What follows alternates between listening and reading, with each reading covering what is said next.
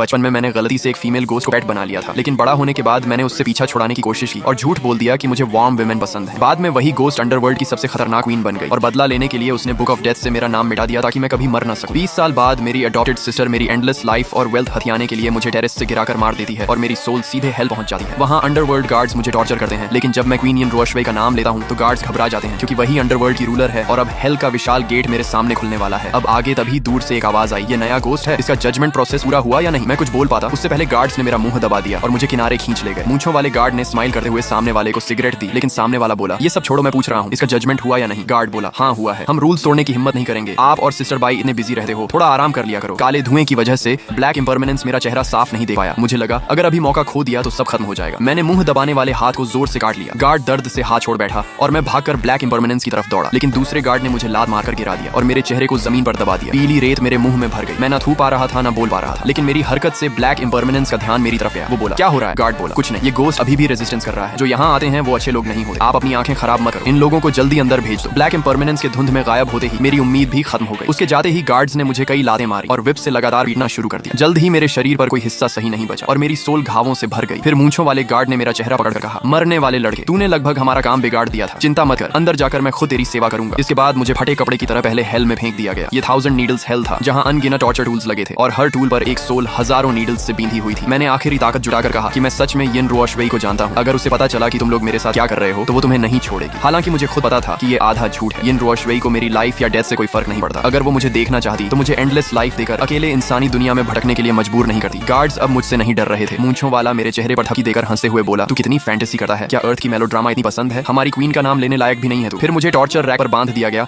मेरा सोल और ट्रांसपेरेंट होने लगा। गार्ड ने पनिशमेंट वाली सोल पियर्सिंग नीडल्स निकाली, जिनमें हर नीडल मेरी बांह जितनी लंबी थी। वो बोला, टिके रहना, अभी 17 हेल बाकी हैं और इंसेक्ट हेल में मैं फिर तेरा इंतजार करूंगा। यहाँ सबसे स्ट्रॉन्ग लोग भी टूट जाते हैं। ये कहकर उसने एक नीडल मेरे थाई में घुसा दी। तेज दर्द से मेरा पूरा शरीर कांपने लगा। तभी अचानक एक आवाज आई, रुको। नीडल तुरंत बाहर खींच ली गई। मैंने मुश्किल से आंखें खोली। आने वाला इस हेल का मैनेजर बीयुंग शान था। मुझे याद आया कि जब यिन रुओशुई ने मुझे डराया था तब वो भी वहाँ मौजूद थी। उसे देखकर मेरे अंदर फिर उम्मीद जागी कि शायद वो मुझे पहचान ले। मैंने कमजोर आवाज में कहा, चीफ बाय, प्लीज मुझे बचा लो। इतनी टॉर्चर के बाद मेरी आवाज पूरी तरह बैठ चुकी थी, लेकिन उसने मुझे साफ सुन लिया। वो मुझे ध्यान से देखने लगा और उसकी डरी हुई आंखों से साफ था कि उसने मुझे पहचान लिया है। लेकिन अगले ही पल उसने नजरें हटा ली और ऐसे बिहेव करने लगा जैसे कुछ हुआ ही नहीं। वो बोला, लोग आने वाले हैं, थोड़ा इंतजार करो। तभी मुझे समझ आया कि ये बीयुंग शान भी शालुओ वेई और उस टाओइस्ट के साथ मिला हुआ है। मेरी बची हुई उम्मीद भी खत्म हो गई। मैं कड़वी हंसी हंस पड़ा। यिन रुओशुई, क्या यही तुम्हारा अंडरवर्ल्ड है जहाँ तुम्हारे नीचे काम करने वाले लोग खुलेआम करप्शन कर रहे हैं?